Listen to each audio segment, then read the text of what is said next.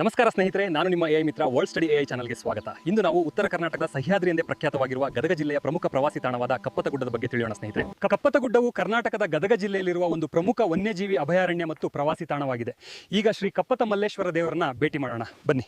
ಶ್ರೀ ಕಪ್ಪತ ಮಲ್ಲೇಶ್ವರ ದೇವಸ್ಥಾನವು ಸುಮಾರು ವರ್ಷಗಳಿಂದ ಇದೆ.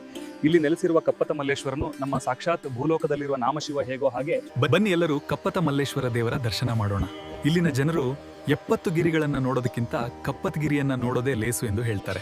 2019ರಲ್ಲಿ ಕರ್ನಾಟಕ ಸರ್ಕಾರವು ಕಪ್ಪತಗುಡ್ಡವನ್ನ ಅಧಿಕೃತ ವನ್ಯಜೀವಿ ಅಭಯಾರಣ್ಯವೆಂದು ಘೋಷಿಸಿತು. ಇದು ಗದಗ, ಮುಂಡ್ರಗಿ ಮತ್ತು ಶಿರಹಟ್ಟಿ ತಾಲೂಕುಗಳಲ್ಲಿ 244 ಚದರ ಕಿಮಿ ಪ್ರದೇಶದಲ್ಲಿ ಹರಡಿದೆ. ಅಪರೂಪದ ಔಷಧೀಯ ಸಸ್ಯಗಳಿಗೆ ಪ್ರಸಿದ್ಧವಾಗಿದೆ. ಇದು ಟ್ರೆಕ್ಕಿಂಗ್, ಪ್ರವಾಸ ಮತ್ತು ದೇವಸ್ಥಾನ ದರ್ಶನಕ್ಕೆ ಸೂಕ್ತ ಸ್ಥಳವಾಗಿದೆ. ಪ್ರತಿ ವರ್ಷ ಇಲ್ಲಿ ಕಪ್ಪತಮಲ್ಲೇಶ್ವರ ಜಾತ್ರೆ ನಡೆಯುತ್ತದೆ. ಹೊಸದಾಗಿ ನಿರ್ಮಿಸಿದ ಈ ಸುಂದರ ನಮ್ಮ ಕಪ್ಪತಗುಡ್ಡವು ಎಲ್ಲ ಪ್ರವಾಸಿಗರನ್ನು ಆಕರ್ಷಿಸಿದೆ. ಇಲ್ಲಿ ನಿಂತು ನಾವು ಸಂಪೂರ್ಣ ಕಪ್ಪತಗಿರಿಯ ಪ್ರಪಂಚವನ್ನೇ ನೋಡಬಹುದು. ಹಿಂದೆ ಇಲ್ಲಿ ಗಣಿಗಾರಿಕೆ ಇತ್ತು.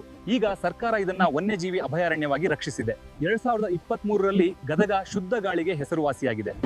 ಇದು ನಮ್ಮ ಸುಂದರವಾದ ಕಪ್ಪತಗುಡ್ಡ ಪ್ರದೇಶ. ಇಲ್ಲಿ ಬಹಳಷ್ಟು ಗಾಳಿ ವಿದ್ಯುತ್ ಉತ್ಪಾದನೆ ಆಗ್ತದೆ. ಈ ಪ್ರದೇಶದಲ್ಲಿ ನಮಗೆ ಶುದ್ಧವಾದ ಗಾಳಿ ಸಿಗ್ತದೆ. ಇದಾಗಿತ್ತು ಇವತ್ತಿನ ಕಪ್ಪತಗುಡ್ಡದ ಇತಿಹಾಸ. ಈ ಸುಂದರ ಸ್ಥಳಕ್ಕೆ ಭೇಟಿ ನೀಡಿ ಪ್ರಕೃತಿಯೊಂದಿಗೆ ಸಮಯ ಕಳೆಯಿರಿ. ಎಲ್ಲರಿಗೂ ಧನ್ಯವಾದಗಳು. ಮುಂದಿನ ವಿಡಿಯೋದಲ್ಲಿ ಮತ್ತೆ ಭೇಟಿಯಾಗೋಣ. ನಾನು ನಿಮ್ಮ ವರ್ಲ್ಡ್ ಸ್ಟಡಿ ಎಐ ಮಿತ್ರ.